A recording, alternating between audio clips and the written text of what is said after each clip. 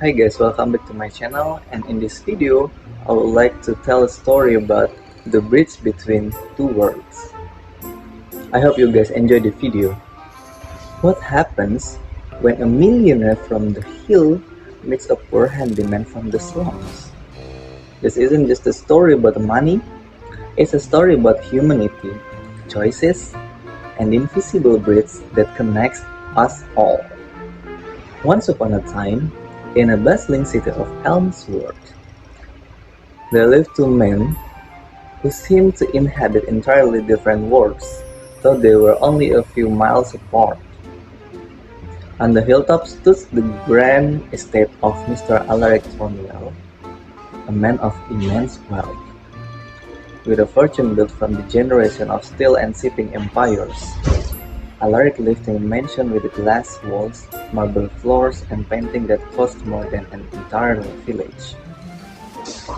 He had everything money could buy: fast cars, fine wine, and access to powerful people. But what he lacked was empathy and perhaps even joy. At the bottom of the hill, in the neighborhood of Greystone, lived Tommy Hale, a man who barely earned enough to keep his modest home standing. He worked as handyman, fixing broken sinks, patching roofs, and doing odd jobs for anyone who would pay.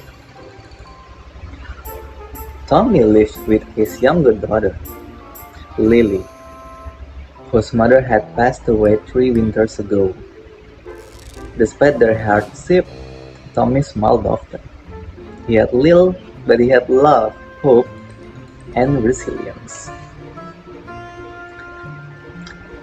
Their paths crossed one chilly autumn afternoon.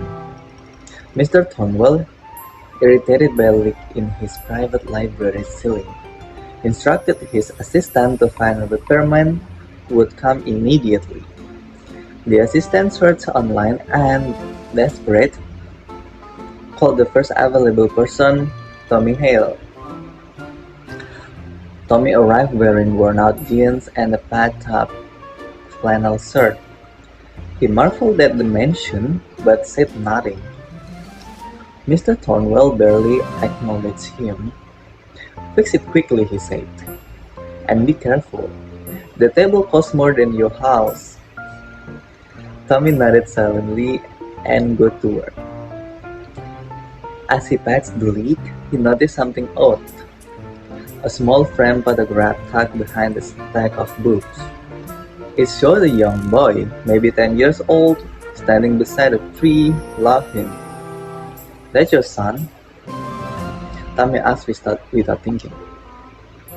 Mr. Thornwell, who had been scrolling through stock reports, paused. His eyes flickered to the photo. "No, that was me," he said. "A long time ago, before everything was changed." Tommy didn't pry, but for a moment Alaric seemed to drift into a distant memory. Then he snapped back. "Are you done?" "Yes, sir." Tommy cleaned up, collected his tools, and laughed. But something lingered in his Alaric mind, that question, that man. A few weeks later, Mr. Thornwell's assistant mentioned that Tommy had returned to drop off a receipt, but declined to enter the house, as his daughter was sick and he couldn't leave her for long. Without knowing why, Alaric asked for Tommy's address. Later that evening, Alaric drove down to Greystone. His luxury car looked out of place among the narrow streets and crumbling sidewalks. He found Tommy's house, a small wooden structure with peeling paint and a porch light that flickered. He knocked. Toc toc. Tommy was surprised, but not rude. "Mr. Thornwell, is something wrong?" "No," Alaric said. Then nodded. "Of course." Inside the house was simple but warm. Books lined the shelves. A small heater buzzed in the corner.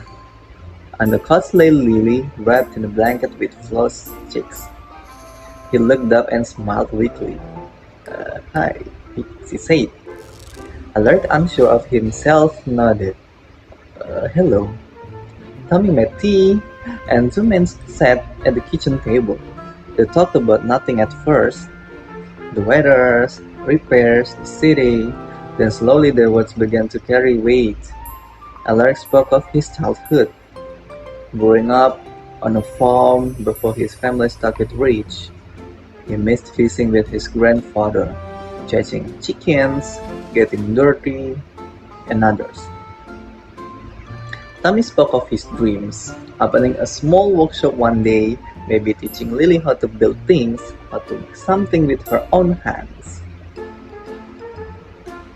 Alaric stayed longer than he intended.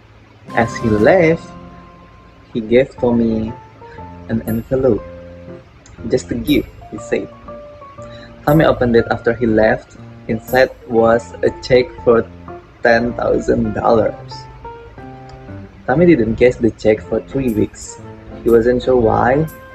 Pride, confusion, gratitude. He finally used it to fix his house, buy medicine, and set aside a little for Lily's education. But more than that, he invited Mr. Thornwell back, and Thornwell came. Over the next few months, the two men formed an unlikely friendship. Alaric would bring books and groceries. Tommy would teach him how to patch walls and fix plumbing. Sometimes they sat on the porch drinking cheap coffee and watching Lily draw pictures with sidewalk chalk. Alaric loved more in those weeks, and he had in the last than he had in the last 10 years. One day, Lily asked him, "Mr. Thornwell, why are you always alone?" Alaric didn't know how to answer, but the question stayed with him. That winter, Alaric asked Tommy for help, not with repairs, but with something more important. He wanted to create a community workshop in Bristol, a place where people could learn skills, woodworking, plumbing, electrical repair, and find real opportunity. Tommy agreed without hesitation. They called it the bridge. And that's exactly what it became, a bridge between rich and poor, between those who had everything and those who had almost nothing. Years passed.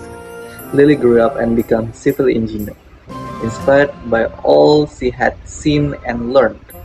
Tommy eventually stepped back from his handyman work to run the workshop full-time.